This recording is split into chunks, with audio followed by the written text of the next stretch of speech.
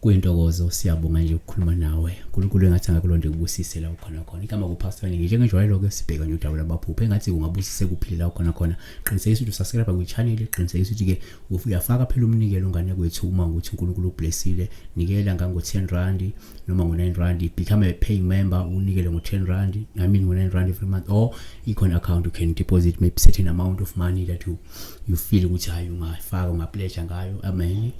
Asindulele sibheka namhlanje podcast nenhlanhla precious uthi ke ukuphupha iCheetah ezosibrusha kuwe. So iCheetah asichaze iCheetah. Kunelwane ezifanayo.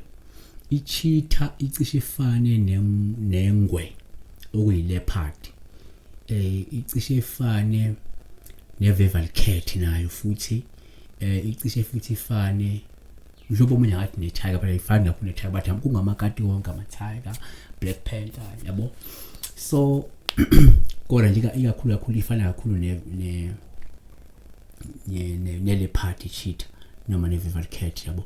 So iy'lwane lezi eyamele kakhulu nobukhosi yabona, i-status esithile yabona, isomuntu nalemimoya futhi yabona.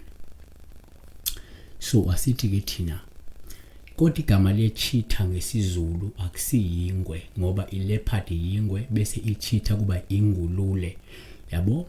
So uma uphupha iCheetah noma iNgulule sisho ngolukaMageba silithatha njengophawu olingachaza mhlawumbe idlozi ikakhulukazi mhlawumbe idlozi lamakhosi noma lobukhosi esuke nje likwembethe wena muntu siqo yabona. Uma uyibona mhlawumbe esikhathi iza kuwena noma ke ibrusha kuwena noma nje ibona ihamba nawe yabona. Kanti true kungenzeka futhi uthole ukuthi uphupha la leyo Ngulule kube uphawu mhlawumbe selichaza ukuba umuntu omkhulu, mhlawumbe umuntu ohlonishwayo noma umuntu osuke namandla noma influence noma umuntu onodumo olithile noma kumuntu owesatshwayo nje emkhakheni wakhe yabona, noma umuntu owenza izinto ngesivinini futhi onenhlakanipho noma umuntu onamaqhinga nobuchule bokwenza mhlawumbe izinto zenzeke ngempumelelo empilweni yabona.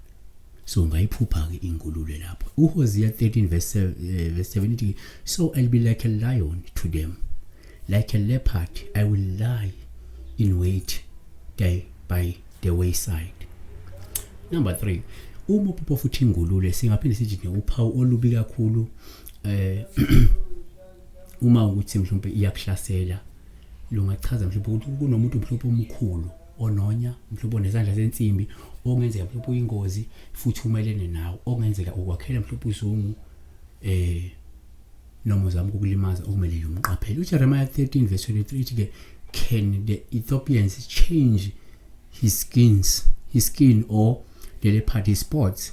Then you also can do good who are accustomed to doing evil. Ngiyabona.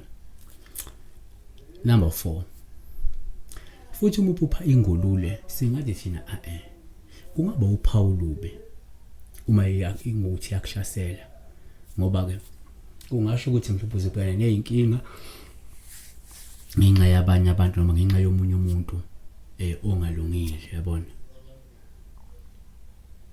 Kanti futhi uma uphupha iNgulule siphethe ngokuthi thina uphawu luhle uma uyinqoba, ngoba lokusho ukuthi noma ukwazi nje ukuyivimba leyo Ngulule, ngoba kusho ukuthi ke empeleni usukuzokwazi ukubhekana nezimo ezinzima noma nezitha zakho ngempumelelo yabona.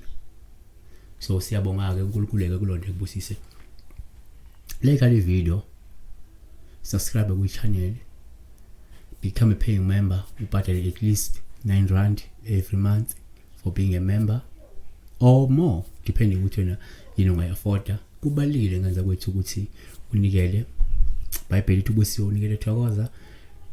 Ukunikela kwakho kungayishintsha, kungayenza ukuthi sikwazi improve i-content, ikwazi ukukhula i-channel, nathi sikwazi ke mhlawumbe ukusustain yabo.